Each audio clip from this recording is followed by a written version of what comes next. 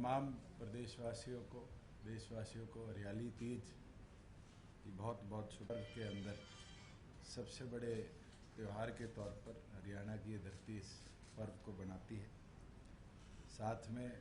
Bharatiya Janata party के नए अध्यक्ष चुनने पर पूर्व मंत्री ओम प्रकाश धनखड़ जी को बहुत शुभकामनाएं और इसी विश्वास के साथ गठबंधन आगे बढ़ेगा कि जो नई जिम्मेवारी उनको मिली है, इस जिम्मेवारी के साथ मिलकर आने वाले भविष्य में होने वाला चाहे बड़ौदा का उपचुनाव हो, चाहे म्यूनसिपल कॉरपोरेशंस के चुनाव हो, मिलकर मजबूती से गठबंधन लड़ेगा भी और प्रदेश के अंदर गठबंधन की विजय प्राप्त करेगा। आज आपको एकत्रित करने के लिए 3 अहम जरूरी विषय थे। पहला रूरल डेवलपमेंट विभाग का, जिसके अंदर प्रधानमंत्री ग्रामीण सड़क योजना का फेज़ 2 समाप्त होने के बाद 4 महीने पहले फेज़ 3 की हमने तमाम जिला परिषद मेंबरों से, तमाम विधायकों से, सांसदों से सड़कों की डिमांड्स मांगी थी और स्नेह के साथ आपके साथ साझा करता हूं कि कल केंद्र सरकार द्वारा फेज़ 3 का पार्ट 1 जो है, उसके अंदर हरियाणा प्रदेश के 8 जिलों में 83 सड़कें मंजूर हुई है, जो लगभग 383.58 करोड़ रुपए की लागत से दिसंबर तक हम बनाने का काम करेंगे, जिसके अंदर केंद्र सरकार 60% जो उनका शेयर है 229 करोड़ और लगभग 154 करोड़ रुपया प्रदेश के शेयर का हम सैंक्शन कर उनको गति देंगे। वो 8 ज़िले जो हैं उनमें पहला चरखी दादरी है, जिसमें 11 सड़कें मंजूर हुई हैं, झज्जर है जिसमें 14 सड़कें मंजूर हुई हैं, जींद है जिसमें 9 सड़कें मंजूर हुई है, करनाल है जिसमें 6 सड़कें मंजूर हुई है, मेवात है जिसमें 11 सड़कें मंजूर हुई है, रोहतक है जिसके अंदर 15 सड़कें मंजूर हुई है, सिरसा है जिसके अंदर 11 सड़कें मंजूर हुई और यमुनानगर है जिसके अंदर 6 सड़कें मंजूर हुई। और मैं मानता हूं कि इस लॉकडाउन के बावजूद भी निरंतर केंद्र सरकार से चर्चा करते हुए हरियाणा प्रथम ऐसा राज्य बना है जिसको इतनी बड़े रोड नेटवर्क को एक्सपैंड करने का, स्ट्रेंथन करने का रूरल एरियाज़ के अंदर मौका मिला है और मिलकर इस पूरे प्रोसेस को, हरियाणा प्रदेश के रूरल इंफ्रास्ट्रक्चर को गति देने में हम कामयाब रहेंगे। दूसरा जो सबसे अहम हिस्सा था, बड़े लंबे समय से इस पे चर्चा चल रही थी कि 75% रिजर्वेशन बिल, उसके साथ 2 बड़ी अमेंडमेंट इंडस्ट्री को स्ट्रेंथन करने के लिए,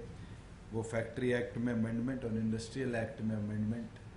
जो प्रदेश के अंदर लास्ट कैबिनेट के अंदर हमने मिलकर मंजूर किया था, कल सरकार द्वारा पारित कर उसको महामहिम के पास सरकार ने भेजा है। और इन अमेंडमेंट्स के साथ साथ जो हमारी इंडस्ट्रियल टाउनशिप्स थी फरीदाबाद की और यमुनानगर की, उसका बेसलाइन सर्वे भी कंप्लीट हुआ है। तो आने वाले भविष्य के अंदर इन दो डिस्ट्रिक्ट्स के अंदर जितना इंडस्ट्रियल एरिया अनऑर्गेनाइज था उसको ऑर्गेनाइज करने के लिए, उसको और स्ट्रेंथन करने के लिए जो उचित कदम हमें उठाने पड़ेंगे, क्योंकि जो HEPP है, हरियाणा एंटरप्राइज प्रमोशन पॉलिसी, वो अगस्त 15 को 2020 से 2025 तक की हमने लागू करनी है। तो ये बेसलाइन सर्वे जो है, ये अपने आप में एक बेंचमार्क होगा पूरे इंडस्ट्रियल इंफ्रास्ट्रक्चर को अपलिफ्ट करने के लिए। और निरंतर अलग अलग इंडस्ट्रियल सेक्टर्स, चाहे वो मेगा प्रोजेक्ट्स हो, चाहे अल्ट्रा मेगा प्रोजेक्ट्स हो, इसके लिए भी हमारी चर्चा चल रही है। और स्वयं विभाग के अधिकारी भी और मैंने भी अलग अलग बड़ी इंडस्ट्री के लोगों से चर्चा भी करी है, उनके इनपुट्स भी मांगे हैं कि कैसे पोस्ट कोविड हरियाणा एक इंडस्ट्रियल अपॉर्चुनिटी पूरी दुनिया के लिए बने, जिसके अंदर चाहे लोग जो चाइना से अपने प्लांट्स को विड्रॉ कर रहे हैं, मुझे सुनने में आया कि एप्पल भी इंडिया की ओर इन्वेस्टमेंट की ओर देख रहा है। हम उम्मीद करते हैं ऐसी बड़े कंपनीज अपने सेटअप्स को हिंदुस्तान में अगर लेकर आए तो प्राथमिक तौर पर हरियाणा उसका आधार हो। इसी को बेस बनाकर जो हमारी नई इंडस्ट्रियल पॉलिसी होगी उसको रूपरेखा दी जाएगी। एक अहम निर्णय जो परसों संध्या 5 बजे से पूरे प्रदेश में लागू किया गया कि 22 तारीख से लेकर 29 तारीख तक तमाम लैंड ट्रांसफ़र और लैंड रजिस्ट्रीज को रोका गया है। 22 तारीख से 5 तारीख तक म्युनिसिपल लिमिट्स के अंदर रजिस्ट्रेशंस को रोका गया है और 22 तारीख से 15 तारीख तक जो कंट्रोल्ड एरिया है 7A का, उसके अंदर रजिस्ट्रीज को रोका गया है। 3 चीज़ें जो मैंने पहले भी आपके साथ साझी करी थी, उनको प्राथमिकता देते हुए ये निर्णय लिया गया है कि पहली चीज़, हरियाणा प्रदेश के अंदर रजिस्ट्री को और सिंपलर बनाने के लिए रेवेन्यू विभाग अपनी जमाबंदी की जो वेबसाइट है उसके अंदर सैंपल डीड्स गरीब आदमी के लिए भी टेम्पलेट्स के तौर पर अवेलेबल कराएगा, चाहे वो एक्सचेंज की हो चाहे ट्रांसफ़र की हो, और एक ही उद्देश्य के साथ कि आम आदमी को फिर दर दर के ठोकरें ना खानी पड़े, केवल मात्र अपना नाम, अपनी प्रॉपर्टी की जो डिटेल है, खसरा नंबर हो, वो अपलोड कर कर एक सिंपलर फॉर्म में वो अपनी रजिस्ट्रेशन करा पाए। उसके साथ साथ जो स्टैंपिंग है, 100 रुपये से नीचे तो फिज़िकल स्टैंपिंग हम परमिट करेंगे, मगर 100 रुपये से ऊपर ई स्टैंपिंग को मैंडेटरी करने का काम करेंगे। और एक इनोवेशन जो रेवेन्यू विभाग करेगा कि जैसे ही आपकी रजिस्ट्री होगी विद इन 24 आवर्स उस रजिस्ट्री का electronic version via email concerned property के मालिक के ईमेल पर हम भिजवाएंगे, और साथ में उसको सेंट्रलाइज प्रोसेसिंग सिस्टम से जैसे पासपोर्ट भेजा जाता है वैसे उसको साथ के साथ पोस्टल माध्यम से भी, रजिस्टर्ड पोस्ट के माध्यम से भी व्यक्ति के रेजिडेंस तक जो परचेज़र है उसकी फ़िज़िकल फॉर्म भी भिजवाने का काम करेंगे। जिन लोगों के दिक्कत आई है, मैं उन लोगों को सूचित करना चाहता हूं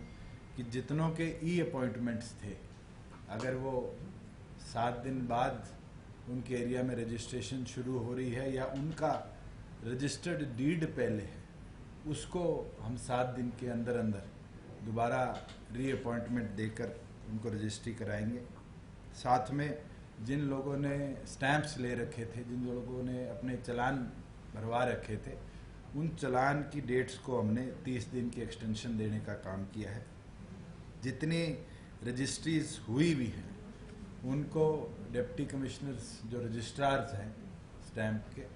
उनके माध्यम से वेरिफिकेशन के साथ साथ इन 15 दिन के अंदर हम प्रोसेस कराकर कंप्लीट करवाने का काम करेंगे, जिसके ऊपर डिप्टी कमिश्नर्स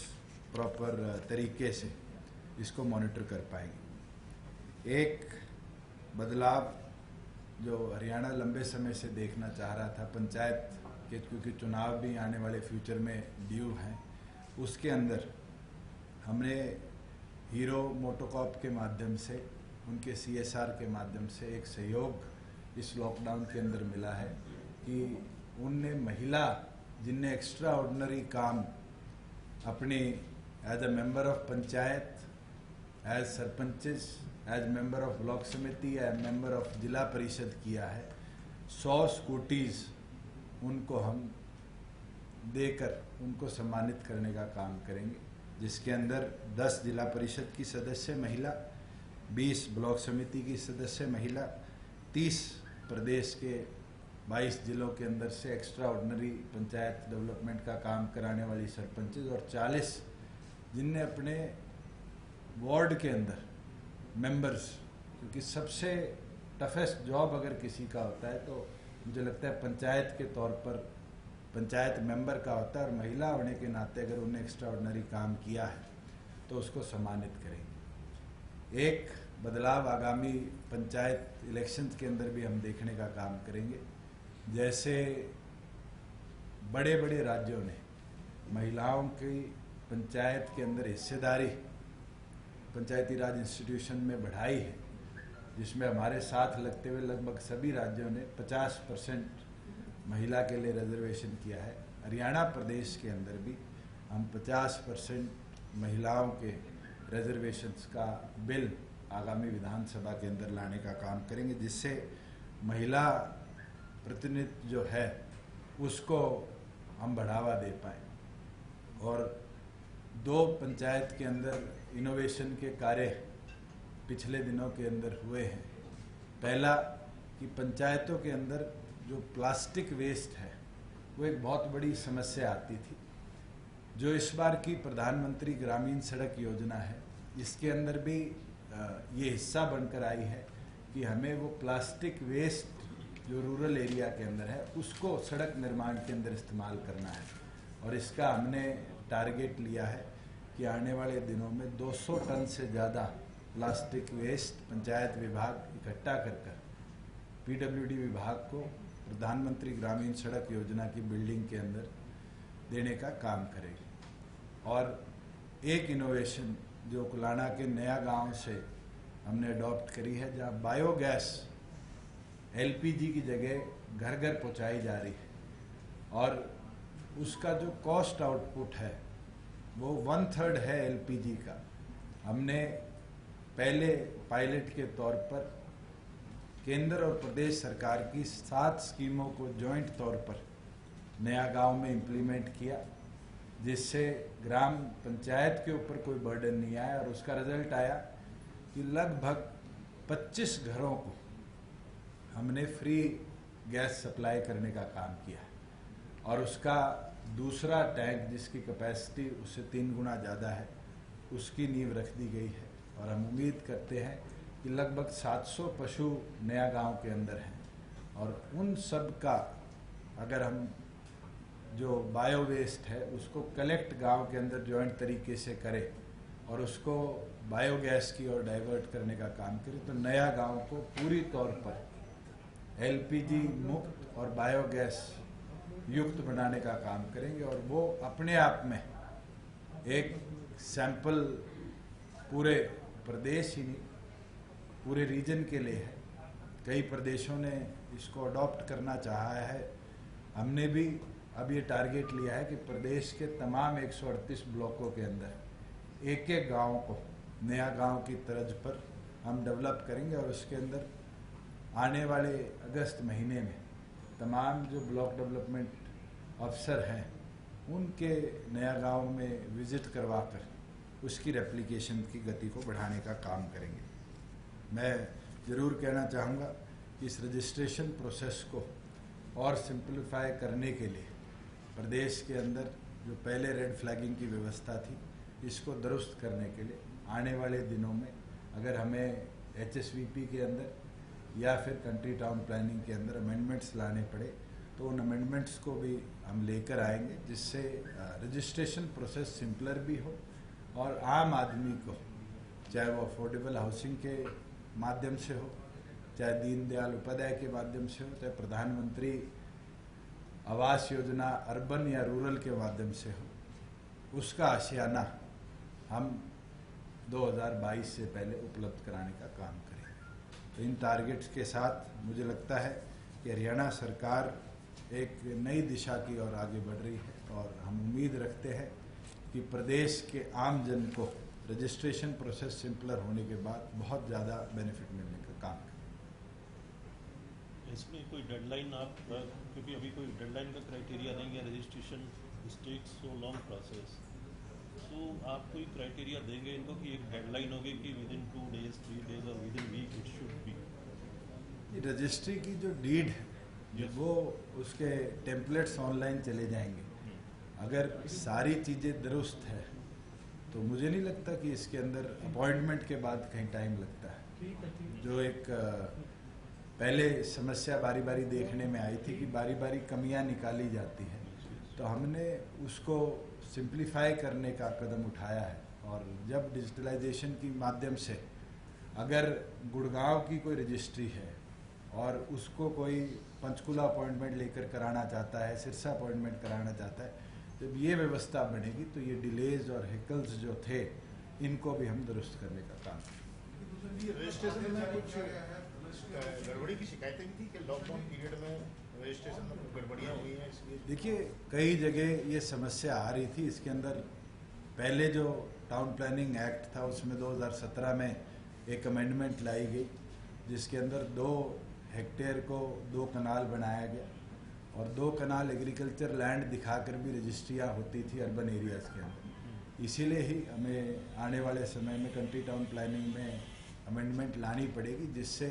जो 7A एरिया है, कंट्रोल्ड क्षेत्रफल है, उसके अंदर कहीं ना कहीं ये दिक्कतें ना सामने आए और एग्रीकल्चर के नाम पर जो आजकल कॉलोनीज़ का एक प्रथा चली है उसको लोग सिंप्लीफाई तरीके से रजिस्टर भी कराएं और रजिस्टर्ड रेजिडेंशियल कॉम्प्लेक्सेस के अंदर हर व्यक्ति को मूवमेंट का अधिकार मिले जिससे प्लान डेवलपमेंट भी हो और कहीं ना कहीं जो दिक्कतें आई हैं पिछले वर्षों में वो दुरुस्त। भूषण जी, जो रजिस्ट्री वाली बात है उसमें जो आदेश जारी किया गया रेवेन्यू डिपार्टमेंट की तरफ से, उसमें कहा गया कि कुछ शिकायतें मिल रही थी गड़बड़ियों की, जिसके चलते ये फैसला किया गया है और जो ये पीरियड जब तक रजिस्ट्रियां बंद रहेगी सिस्टम को दुरुस्त किया जाएगा। तो किस प्रकार की वो शिकायतें थी, क्या शिकायतें थी और क्या ऐसे लोगों पर कार्रवाई क्या करेगी सरकार? जहाँ तक समस्या की बात है मैं एक चीज़ आपको क्लैरिफाई कर दूँ कि रजिस्ट्रेशन प्रोसेस के अंदर 7A एरिया के अंदर NOCs की ज़रूरत थी और वो अलग अलग विभागों से आती थी। जब हमने रजिस्ट्रार्स को ये अथॉरिटी दे दी कि वो उनको वेरीफाई कराए तो अब डिप्टी कमिश्नर्स की जिम्मेवारी रहेगी, वो चाहे सब रजिस्ट्रार्स को ये ड्यूटी दे चाहे स्वयं इसको देखें, मगर अप्रूवल ऑफ रजिस्ट्रार ही इस तरह के प्रोसेस को अब कंप्लीट किया जाएगा। जहाँ तक गलतियों की बात है, मुझे नहीं लगता कि ऐसा कोई कार्य है जिसमें आप जब चेंज लाते हैं तो पहले वाली कमियों को दुरुस्त कर कर ही चेंज लाए जाते हैं और इसीलिए इतना बड़ा निर्णय लिया गया है कि अगले 21 दिन के अंदर रेवेन्यू विभाग हो, पंचायती राज हो, चाहे अर्बन लोकल बॉडीज़ हो, चाहे कंट्री टाउन प्लानिंग हो, मिलकर पूरे प्रदेश के अंदर इस रजिस्ट्रेशन प्रोसेस को दुरुस्त करने का काम करें। जी, आपने बताया पोस्ट कोविड पोटेंशियल एक्सप्लोर कर रहे हैं आप नई इंडस्ट्रियल डेवलपमेंट के लिए और उसके लिए नई पॉलिसी आप लेके आ रहे हैं। पूरी पॉलिसी जो अभी आपकी एट प्रेजेंट पॉलिसी है उसको रिवैम्प कर रहे हैं, तो ये पॉलिसी कब तक एक्सपेक्टेड है और इसका फोकस एरिया क्या होगा? जो HEPP 15 अगस्त को बनी थी, वो 14 अगस्त 2020 को एक्सपायर हो गई। तो 15 अगस्त 2020 से प्रदेश के अंदर नई इंडस्ट्रियल पॉलिसी लागू हो और जिसके अंदर हमारा थ्रस्ट 2 चीज़ों पर रहेगा। पहला कि हमारे जो C और D ब्लॉक्स हैं जिनमें पोटेंशियल इन्वेस्टर्स पिछले 5 साल में कम दिखे, उनको C और D ब्लॉक्स की तरफ मूव किया जाए। दूसरी चीज़, और प्रदेशों ने जो इंसेंटिव्स हैं इंडस्ट्री को नई इस्टेब्लिश करने के लिए, उसके अंदर बड़े बदलाव लाने का काम किया है। कैसे उन प्रदेशों से भी जो चेंजेस उनने करे हैं सीखकर हरियाणा प्रदेश उसको और बेहतर बनाए, जिससे रास्ते जो इन्वेस्टमेंट के हैं वो बेहतर हो। और ईज़ ऑफ डूइंग बिजनेस के अंदर जहां हरियाणा दूसरे नंबर पर है, आने वाले वर्ष के अंदर ये टारगेट लेकर चल रहे हैं कि ईज़ ऑफ डूइंग बिजनेस के अंदर हरियाणा को हम प्रदेश के तौर पर देश में पहले नंबर पर लाने का काम करें। जहाँ कोई भी इंडस्ट्री है, चाहे वो भारतीय हो चाहे विदेश से इन्वेस्टमेंट लेकर आ रही हो, कहीं ना कहीं वो हरियाणा को एक अपॉर्चुनिटी के तौर पर देखे इन्वेस्टमेंट के। ये जो आप बता रहे हो 2 नंबर, ये कौन सी डेट की बात है? सेकंड नंबर, अभी तक तो हम 3rd नंबर पे चल रहे थे जो देश में। ये 2 नंबर हम कब आए? रिसेंट डाटा है 2019 के 2-4 बाद। दिन पहले को इसकी डेट होती है ना, जिस डेट पे अनाउंस करते हैं कि इस डेट में आज हम। ये तो फरवरी महीने के अंदर अनाउंसमेंट हुई थी। नॉर्थ इंडिया में हम पहले नंबर पे थे और तेलंगाना के बाद हम दूसरे नंबर पे थे। और इसके अंदर एक जो अच्छी चीज़ देखने को मिली थी, मैंने पीछे भी साझा किया था कि कई चीज़ों में जहाँ गुजरात अभी 240 पर है, हम वहाँ 329 पॉइंट्स पर है। और मैं ये मानता हूँ कि कोई भी प्रदेश हरियाणा के पास आते हुए भी समय लगाएगा। और हमारा टारगेट ये है कि हम 400 पॉइंट को इस वित्त वर्ष के अंदर अचीव करने का काम करें। तो अभी पोस्ट कोविड जो पोटेंशियल है वो कितने बड़े कॉर्पोरेट्स हैं, कोई चाइना में है या कहीं ओवरसीज में है, कितने कैसे? देखिए, दुनिया की सबसे बड़ी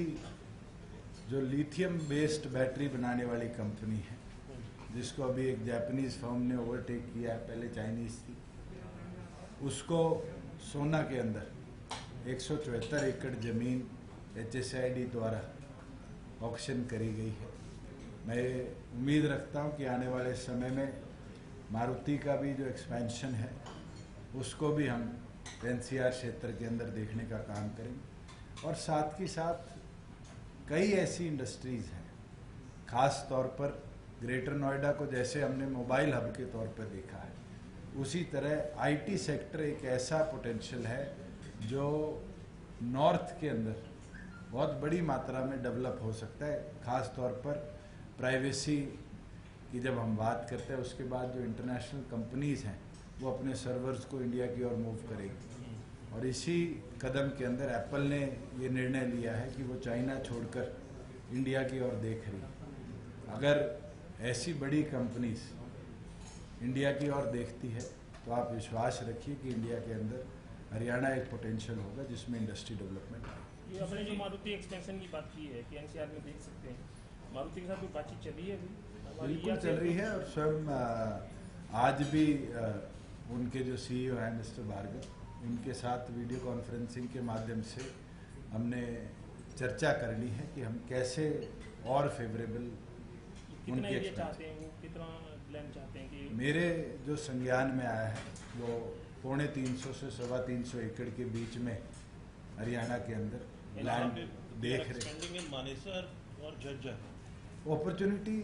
हरियाणा उनको देगा, लोकेशन चूज करना तो उनके। But they are asking for some specific location, something close to the airport in the radius of 50 kilometre. दूसरा बिंदु आपने बोला है कि C और D में ब्लॉक में आए एक्साइज टैक्सेशन में भर्तियां निकाली थी 2015 में, उनका रिजल्ट अभी तक नहीं आया इंस्पेक्टर्स का, उसको लेकर के भर्तियों का काम स्टाफ सिलेक्शन कमीशन और पब्लिक सर्विस कमीशन का है। डिपार्टमेंट तो अपनी ओर से डिमांड भेज सकता है। और मुझे लगता है कि कोविड के बावजूद भी दोनों विभागों ने निरंतर इंटरव्यूज भी कंडक्ट करे हैं और रिजल्ट्स भी आउट करे हैं। उम्मीद करते हैं आने वाले समय के अंदर अगर कोई लिटिगेशन उन पर पेंडिंग नहीं है तो जल्द उनके रिजल्ट भी हम देखेंगे। सर, HSCC की भर्ती को लेकर के मुख्यमंत्री जी से भी सवाल पूछा था, तो ये कहा था कि उनकी जो साइट है वहाँ कम से कम ऐसे लोगों को इन्फॉर्मेशन मिल जाए, इसके माध्यम के तौर पर आप। देखिए, एक ऑटोनॉमस बॉडी के वर्किंग के ऊपर कमेंट करना सरकार का कार्य नहीं है। ये आपने जो ब्लॉक C और D की तरफ कहा है ना, क्योंकि इन्वेस्टमेंट कम आई है और आपका फोकस भी उस एरिया में है कि हमारी इंडस्ट्री बहुत कई सालों से प्रोफोज चल रहा है कि C और D की तरफ आई, NCR की तरफ चेक न मिले। हम क्या करना चाह रहे हैं, जो आपके माइंड में है, आपकी पॉलिसी पे में है कि हम क्या करना चाहते हैं, किस तरीके का हमको प्रोत्साहन देना चाहते हैं? आपका बड़ा अच्छा सवाल है। इस पे एक एग्जांपल देना चाहूँगा कि पहले एक लिमिटेशन थी इन्वेस्टमेंट की प्लस लैंड एरिया, जैसे कि minimum investment 5,000 crore ultra mega project की होनी चाहिए और उसके अंदर 300 एकड़ से 500 एकड़ जमीन C से लेकर B ब्लॉक में होनी चाहिए।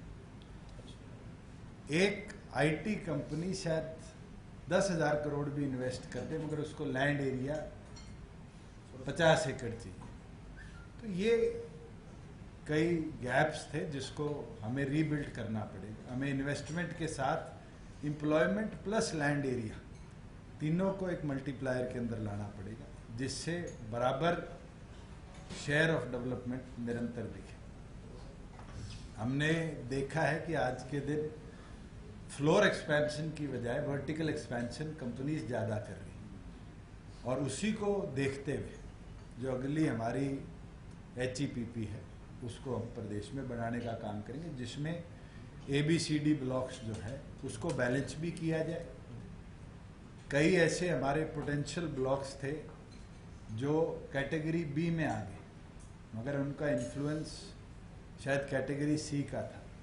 कई ऐसे शहर थे जो C में डले हुए थे जिनका पोटेंशियल D का था। उनको भी प्रदेश के अंदर हम रिवाइज करेंगे कि प्लान्ड तरीके से इक्वल इन्वेस्टमेंट्स आए। एक चीज़ जरूर जो हमने पिछले 6 महीने में स्टडी करी है वो ये है कि हमारे पास थ्रस्ट सेक्टर्स हैं डिस्ट्रिक्ट वाइज, उनको प्रोफेशनल्स की मदद से, अलग इंडस्ट्रीज़ की मदद से हम 22 के 22 जिलों में क्लस्टर के रूप में इस पॉलिसी में लेकर आएंगे, और जो क्लस्टर अप्रोच को डेवलपमेंट की ओर लेकर जाएगा उसको एडिशनल बेनिफिट देने का काम करेंगे। फॉर एग्जांपल स्टील का कार्य हिसार में बहुत है, पीतल का काम यमुनानगर और रेवाड़ी में बहुत है, मेडिकल अप्लायंसेस का काम या साइंटिफिक इंस्ट्रूमेंट्स का काम अम्बाड़ा में बहुत है, कपड़े का काम पानीपत में बहुत है। इस हिसाब से अगर उस स्पेसिफिक एरिया के अंदर हमें थ्रस्ट देना पड़ेगा तो एडिशनल बेनिफिट्स के साथ इंडस्ट्रीज को उस एरिया की ओर डाइवर्ट करेंगे। ये चाइना छोड़ने वाली जो कंपनियां हैं उनसे बातचीत के लिए कोई प्रोसेस शुरू किया था सरकार ने? निरंतर 600 से ऊपर अलग अलग कंपनीज से पिछले 3.25 महीने के अंदर वीडियो कॉन्फ्रेंसिंग के माध्यम से हमारी चर्चा चल रही है, और एक वो अहम कदम है जिसके अंदर खास तौर पर क्योंकि केंद्र सरकार ने MSME की डेफिनेशन को 500 करोड़ ले जाने का काम किया है, तो अब 95% इन्वेस्टमेंट जो है वो MSME सेक्टर में आएगी, और उसके लिए पहली बार प्रदेश में MSME का डायरेक्टरेट बनाया गया है, और इसी सोच के साथ बनाया गया है कि MSME एरिया के अंदर चाहे बैंकिंग सेक्टर का सहयोग हो, चाहे जो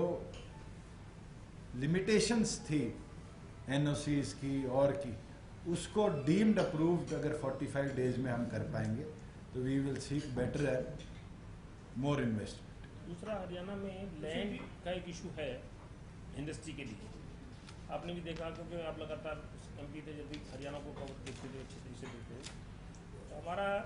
अधिग्रहण नहीं हुआ पिछले 5-5.5 साल में, और मुख्यमंत्री का फोकस है कि भी अधिग्रहण आप ऑफर करें, किसान ऑफर करें, सरकार ने पॉलिसी बना के अपने उसमें खरीदे जाए, पर इंडस्ट्री के लिए तो हमें जमीन की जरूरत है। उसमें इंडस्ट्रियल पॉलिसी में आप किस तरीके का मैं आपको बताना चाहूँगा कि हमारे पास लैंड बैंक की कमी नहीं। HSIDC के अंदर और इंडस्ट्रियल एरियाज के अंदर हमारे पास अबंडेंस ऑफ लैंड है। मेरे हिसाब से 17,000 एकड़ के आसपास हमारे पास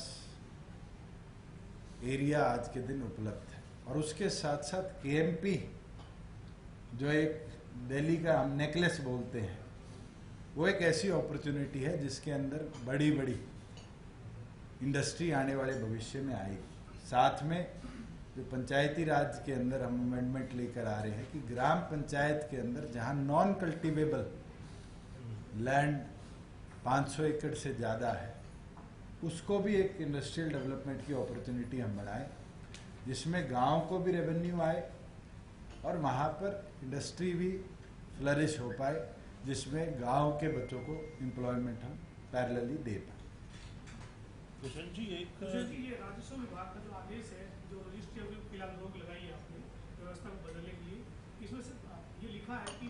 गड़बड़ियाँ हो रही थी, तो पिछले 3 महीने, 6 महीने, साल, 2 साल की कोई रजिस्ट्री हुई, कोई जांच करवाएगी कि किस तरह गड़बड़ियाँ हुई? क्योंकि आज कुछ अखबारों में ये खबर भी है कि गुरुग्राम के आसपास जो रजिस्ट्री में केवल मात्र एक शहर की मैं बात नहीं करूँगा, 32 अर्बन लोकल बॉडीज़ हैं जहाँ पर कंट्रोल्ड एरिया के अंदर अलग अलग ऑब्जेक्शंस के बावजूद भी रजिस्ट्रेशन प्रोसेस चलता है, क्योंकि 2 कनाल का एग्रीकल्चर एरिया दिखाकर आप 4 दीवारी कर रजिस्ट्री करवा सकते हैं। जो ये लूप होल्स थे जिसको पहले भी 2017 में टाइट किया गया, पहले ये 2 एकड़ तक था, फिर 2 कनाल किया गया, आने वाले समय में ये दिखते ना है, इसलिए रीवेरिफिकेशन रजिस्ट्रार्स कर रहे हैं। इसको कहना कि गड़बड़ी है मैं उचित नहीं मानूंगा, मगर जहां हमें कोई समस्या दिखी उसका समाधान निकालना सरकार का कार्य है, और इसीलिए इस पूरे प्रोसेस को डिजिटलाइजेशन की मदद से हम स्ट्रीमलाइन भी कर रहे हैं। और जो पावर्स थी, जैसे आपने एक एग्जांपल देखा, खुद चीफ मिनिस्टर ने करनाल के अंदर रजिस्ट्री ऑफिस को विजिट किया और 3 तहसीलदारों को सस्पेंड किया। ऐसे प्रोसेस हमें आने वाले भविष्य में ना दिखे, इसको दुरुस्त करने के लिए पिछले 4 महीनों से हमारी वर्किंग चल रही थी। अब क्योंकि वो लास्ट स्टेज पर है, उस लास्ट लेग को हम प्रॉपर तरीके से इम्प्लीमेंट कर पाए,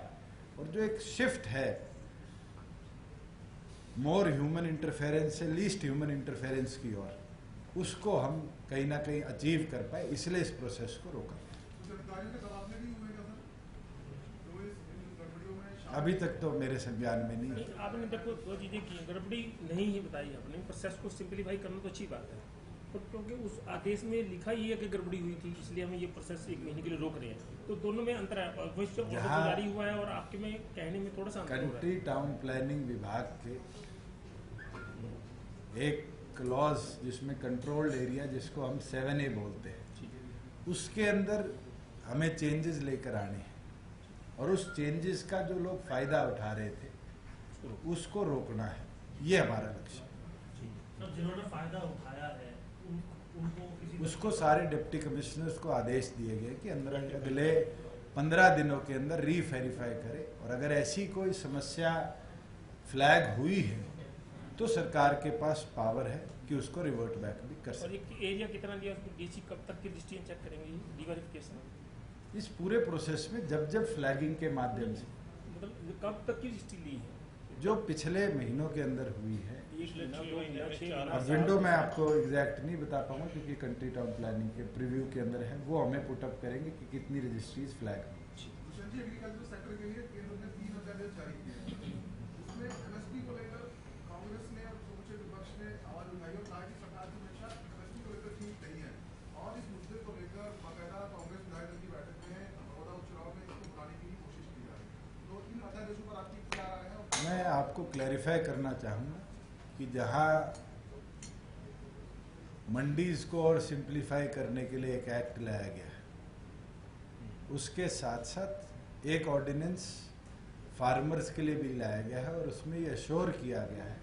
कि उसका मिनिमम सेलिंग प्राइस निर्धारित रहेगा। किसी चीज़ को मिसकोट कर केवल मात्र उसको पॉलिटिकल एजेंडा बनाना कांग्रेस की पुरानी आदत रही।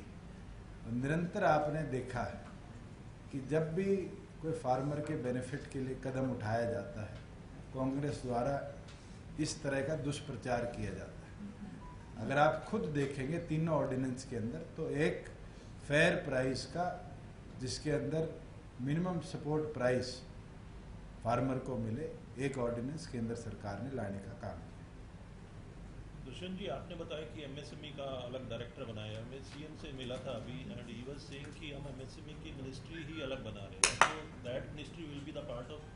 इंडस्ट्री। डायरेक्टरेट जो है आज के दिन इंडस्ट्री का पार्ट है, और मुझे नहीं लगता कि उस डायरेक्टरेट को भी अलग एक मिनिस्ट्री की ओर ले जाने की जरूरत है,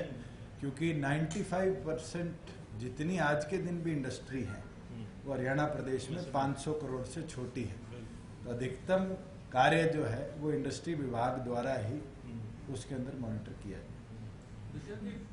कई अखबारों में खबर छपी है कि प्रोटोकॉल के हिसाब से स्पीकर से ऊपर उप मुख्यमंत्री का पद हो गया, क्या कहेंगे सर? मैं तो इसके बारे में क्या टिप्पणी करूं? जो आदेश इसका प्रेसिडेंट्स प्रोटोकॉल भी है और मुझे लगता है कि प्रदेश पहले से- उसी को फॉलो करता है। कोई नई चीज़ इसके अंदर नहीं है। अगर कोई न्यूज़ बनाना इसको चाहे तो उसको कैसे रोका जाए। सर आपने कहा कि एप्पल जैसी कंपनियां जो है इंडिया की तरफ देख रही हैं, तो हरियाणा मतलब सॉर्ट ऑफ जितनी भी कंपनियां आउट ऑफ चाइना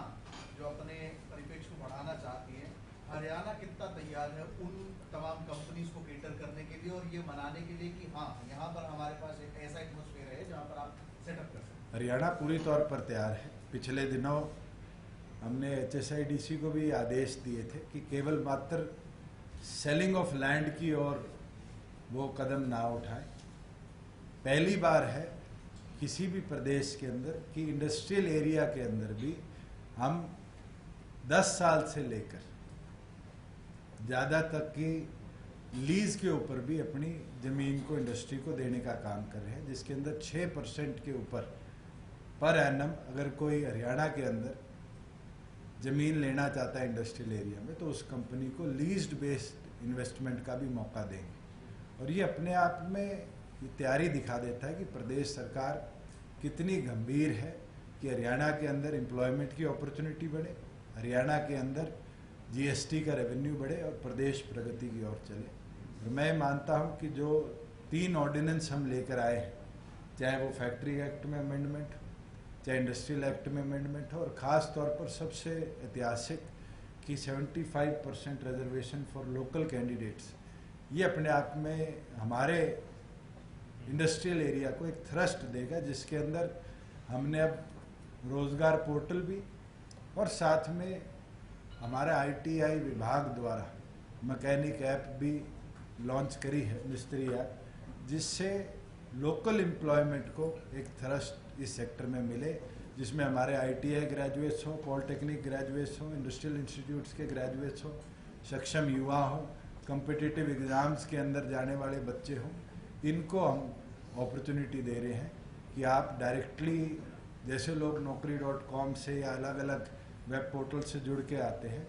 अब इंडस्ट्री रोजगार पोर्टल के माध्यम से भी इन क्वालिफाइड कैंडिडेट्स को ड्राफ्ट करना है। सर हैपनिंग हरियाणा सबमिट किया था सरकार की तरफ से, मनोहर सरकार बंद, अभी तक कोई ऐसी चीज है जो धरातल पर बड़ी यूनिट 5 साल पहले की बात पर टिप्पणी नहीं करना चाहता। लेकिन एप्पल ने काफी बड़ा इन्वेस्टमेंट का ऐलान किया है, उसके लिए सरकार ने अभी तक क्या सीरियस एफर्ट किया है कि हरियाणा की तरफ वो आए? देखिए, हमारे द्वारा 2 बार केंद्र में भी इसके ऊपर चर्चा करी गई है और वीडियो कॉन्फ्रेंसिंग के माध्यम से भी एप्पल से चर्चा हुई है। एप्पल क्योंकि एक IT बेस्ड कंपनी है, वो ये अपॉर्चुनिटी देख रही है कि किसी भी IT हब के पास उनको लैंड बैंक मिले, और पहली बार होगा कि केंद्र भी इस चीज़ पे थ्रस्ट दे रही है कि सॉफ्टवेयर डेवलपमेंट के अंदर जो कंपनीज इंडिया में आएंगी उनको इंडियन सॉफ्टवेयर कंपनीज के साथ टाई अप कराया जाए। मैं मानता हूं कि जितनी हमारी बड़ी बड़ी सॉफ्टवेयर कंपनीज हैं वो एक की रोल इन्वेस्टमेंट का ऐसी बड़ी कंपनियों का प्ले करें। एक आपने कहा कि 50% महिलाओं को हम रिजर्वेशन देने का बिल लेके आए, ये सैद्धांतिक फैसला कैबिनेट में हो गया है? इसके ऊपर प्रिंसिपली भारतीय जनता पार्टी विधायक दल के, हमारे विधायक दल के अंदर भी चर्चा हुई, और क्योंकि 2/3 ऑफ इंडिया के अंदर आज ये लागू है, हमारे कॉमन मिनिमम प्रोग्राम के अंदर भी ये एक हिस्सा था, इसके ऊपर वर्किंग शुरू कर दी गई है और आने वाले दिनों के अंदर इसको कैबिनेट को भी पेश किया जाए। मतलब जो अगले पंचायत चुनाव होने हैं हरियाणा में, उससे पहले इम्प्लीमेंट हो जाएगा ये? बिल्कुल। तो अध्यादेश तो आने वाला है मेरे ख्याल से, गवर्नर को चला जाए किसके ऊपर? 75 वाला। तो कल गवर्नर साहब के महामहिम के पास तीनों ही ऑर्डिनेंस पहुंचे। नहीं, जो हमने राज्यपाल को भेजा, अभी राज्यपाल इस अध्यादेश को राष्ट्रपति का भेजेंगे वो उनका प्रीव्यू, या यहीं से भेजेंगे? तीनों एक्ट्स के अंदर ऑब्जर्वेशंस हैं कि वो राष्ट्रपति को भी भेजा जा सकता है और गवर्नर की अथॉरिटी भी है। मैं ये मानता हूँ कि उसको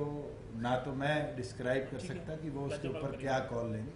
मैं राज्यपाल के ऊपर है कि क्या वो उसको बिल के तौर पर प्रदेश में लागू करेंगे या उसके ऊपर प्रेसिडेंशियल कंसेंट इसमें इस जो अध्यादेश आपने पारित करवाया है कैबिनेट से, उसमें विधि परामर्शी प्रदेश का एक ऐसा विधि परामर्शी होता है जिसकी एक राय का महत्व होता है। जैसे एजीएल प्लॉट का रीअलॉट नहीं हो सकता, उसमें एलआर ने राय दी थी कि नहीं हो सकता, फिर भी सरकार ने कर दिया और आज वो मुकदमा झेल रहे हैं सारे। इसमें भी एलआर ने कहा था कि ये संविधान के 2-3 आर्टिकल्स का उनको दिया है कि उनको उल्लंघना होगी, लेकिन एलआर के ओपिनियन और एजी के ओपिनियन को दोनों को इंडोर्स करते हुए जो चेंजेस करने थे वो करने के बाद हमने सरकार की ओर से दोनों ऑब्जर्वेशंस को गवर्नर साहब के पास भेजा है। अब उनका व्यू है कि वो इसके ऊपर प्रेसिडेंशियल कंसेंट ले या प्रदेश के अंदर ऑर्डिनेंस के तौर पर इसको लागू करें। सर, पिछले दिनों आपने अमित शाह जी से भी मुलाकात की थी, क्या आप साझा करेंगे क्या आपसे? राजनीतिक तौर पर पिछले 8 महीनों में प्रदेश में क्या बदलाव आए,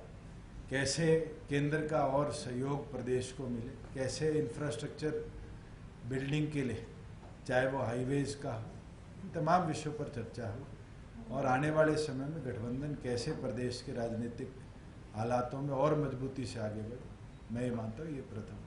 एक चर्चा जरूर आई, उस पर टिप्पणी इसलिए आपकी जरूरी है कि अखबारों में बहुत में छपा है। हमने जब मुख्यमंत्री से पूछा तो डिप्टी सीएम को डिप्टी से पूछना चाहते हैं कि बहुत सारे अखबार में ऐसा छपा था कि जब आप अमित शाह जी से मिले तो हरियाणा में बीजेपी के प्रदेश अध्यक्ष की नियुक्ति पे आपने पर्टिकुलर किसी का कोई नाम लिया या इस पर्टिकुलर कास्ट का नाम लिया कि इस जाति का कोई नहीं बनना चाहिए? मैं ऐसा अखबार में छपा आपने पढ़ा होगा। सुरेंद्र जी क्लैरिफाई कर दूं कि हमारे संगठन का प्रदेश परसेप्शन तो हम जो अखबारों की छपा वो कुछ ही नहीं। चलो मैं एक लाइन में इसको समाप्त करूं। हमारे प्रदेश अध्यक्ष के निर्णय के अंदर मुझे लगता है संगठन का फैसला हमारा होगा और उनके प्रदेश अध्यक्ष के निर्णय के ऊपर उनके संगठन का फैसला था और उनने एक जिम्मेवार पूर्व मंत्री को ये जिम्मेवारी दी है जिसने उनके संगठन के अंदर नीचे से लेकर ऊपर तक काम किया है और उम्मीद रखते हैं कि मजबूती के साथ गठबंधन धर्म को हम दोनों आगे बढ़ाने का काम। एक बड़ौदा लास्ट चुनाव, बड़ौदा में ऐसा सुनने में आ रहा है कि बीजेपी बार बार कह रही है कि हमारा बीजेपी जीतेगी और गठबंधन चुनाव लड़ेगा। आपने भी कहा गठबंधन चुनाव लड़ेगा, क्या बीजेपी का उम्मीदवार होगा या जेबीजेपी का अभी तो चुनाव भी डिक्लेयर नहीं हुआ। हर पार्टी अपनी ओर से बड़ौदा में कार्य कर रही है और निरंतर चाहे मेरे द्वारा कहा गया हो चाहे मुख्यमंत्री द्वारा कहा गया हो, दोनों संगठन मिलकर इस चुनाव को लड़ेंगे। निर्णय क्या होगा, कौन लड़ेगा, ये आने वाले भविष्य में मिलकर लिया जाएगा। आज के दिन बड़ौदा की जनता चाहती है बदलाव। 15 साल से कांग्रेस के विधायक वहाँ रहे हैं, उसको चेंज कर वहाँ विकास की गति को कैसे बढ़ाया जाए, ऐसे उम्मीदवार को बड़ौदा जिताना चाहता है और मैं उम्मीद रखता हूँ कि आने वाले भविष्य में गठबंधन मजबूती के साथ बड़ौदा की इस सीट को जीतकर जो हमारी स्ट्रेंथ है विधानसभा में उसके अंदर एक एडिशनल सीट जोड़ने का काम है। जेजेपी की तरफ से कोई मांग नहीं की गई? लास्ट कहा था ये सीट जो है जेजेपी को दी जाए। वो आपने लास्ट कहा था, मैंने लास्ट जवाब दे दिया। अच्छा था।